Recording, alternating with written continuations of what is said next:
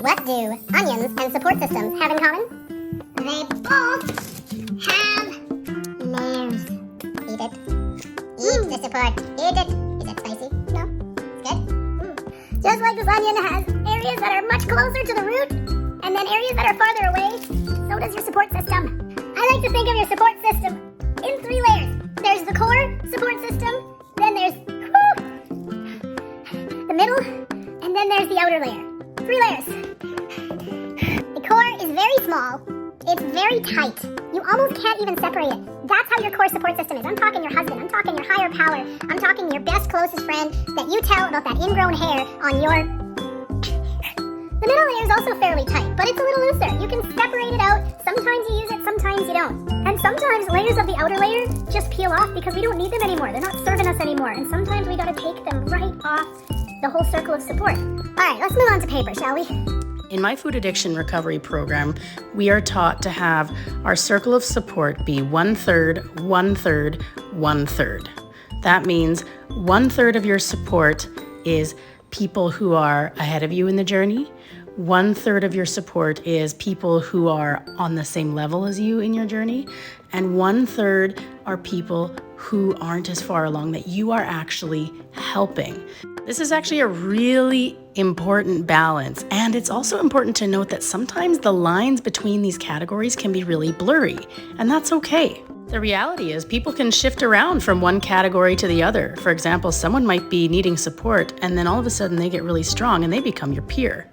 So let's map this out a little bit. I think we have inner, middle, and peripheral versions of all 3 of these categories. So we've got inner peers, mentors, and acts of service. And then we have middle peers and peripheral peers. We have our core mentors, our middle mentors, and our peripheral mentors. And we have our core acts of service, our middle range acts of service, and our peripheral acts of service. So in the rest of this video, I'm just going to give you some examples of things that might be in those categories. In the inner peers category are the most intimate people in your lives that you share your life and your program with, your mastermind group, care groups, spiritual family, spouses, close friends, and buddies. I like to think of the middle ring of the onion as like sometimes close, sometimes not. So in the middle of the peers, we've got people like your food commit buddy, study buddies, Gideon games, or even just in-person hobby groups that you like to go to.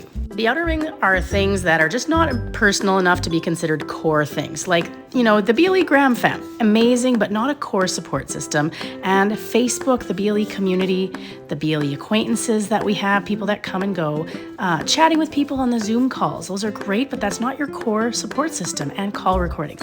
Next, we have who's on the outside. Who are the outliers that sometimes masquerade as our supports? I wrote down some parts work parts on one side there, and we've got skeptical friends, NMF social circles, the break room, vacations, fundraisers, dessert nights. These are things that are draining, but they're masquerading as peer support systems. Watch out for these. They are not part of your support circle. And so the parts work parts that I would consider peers, but on the outside, would be indulgers, firefighters, and isolators. Next, we're talking about the 1/3 of your support system that is ahead of you, the mentors. Here's your core mentors in your life, a guide, getting coaching from a coaching call, one-on-one, buddies that are more experienced than you, and Susan Pierce Thompson content that is in the membership meant for you to really take in. Some of those middle of the road mentors might be buddies that are ahead of you, but you just have less contact with them. Maybe potential guides that you've got on standby. Gideon Games team leaders, the morning and evening accountability calls where you get to watch and learn from people who are farther ahead of you. Maybe you have a pastor or a spiritual teacher of some kind that you're really close to. And of course, a therapist, or if you have any other addiction recovery programs that you're a part of, I would put these in that middle category of mentors. And our peripheral mentors, remember these can come and go, they can peel off and we can get new ones. Social media role models, authors, speakers, people we admire, self-help books. Often some of us just have that as our only support system. That's not enough. Vlogs, podcasts, people we emulate and admire. And of course, those toxic things that masquerade as mentors. Sometimes it's our perfectionistic ideals, or we have some external critics that we think we look up to. We don't. People we feel less than. Sometimes we feel like they're motivating us to do better. No, that's just toxic. Or people we fear. That's another one. It's toxic. It's not a mentor. And inner critics. The last third of our circle of support is service. Service grows us in ways you can't even imagine, and I challenge you to grow this portion of your program. Some core service areas would be guiding someone. Maybe your food prep is your core service. Having newer buddies or wobbly buddies fit into this category. Feeding yourself and your family also fits in as a core service. Next is the middle area of service. Maybe you have some buddies that you serve, but they're in and out. They're not always around. Or providing one-way accountability, like holding someone's food commits for them. Leading a Gideon Games team is a huge act of service. This might be a core, and being on a Gideon Games team is definitely in that middle service area. And unofficial guidees, people that you're helping a lot, but you're not officially their guide. That would be a big one in that middle service category. And watch out for these. These can add up. All right, peripheral service categories. Giving support on Facebook or Instagram posts. When people post and you like and comment on their stuff. Random reach out. So if someone's on an accountability call and you're like, hey, you did awesome. Or how about those BLE welcome calls? Or maybe you're in a special interest group. These are things that come and go, and they're great. Now let's talk about the toxic ones. Caregiving. Caregiving is not service, it is draining. How about unfulfilling volunteer work or obligations? Maybe you have a wobbly mastermind group. That is toxic. That is not a part of your support system. Your mastermind group is not in the service category of your program. Or how about enabling? Those people we think we're helping, but we're really not. The other one would be being a martyr. Those things where we're being really self-sacrificing, that's actually toxic. You're not serving anyone.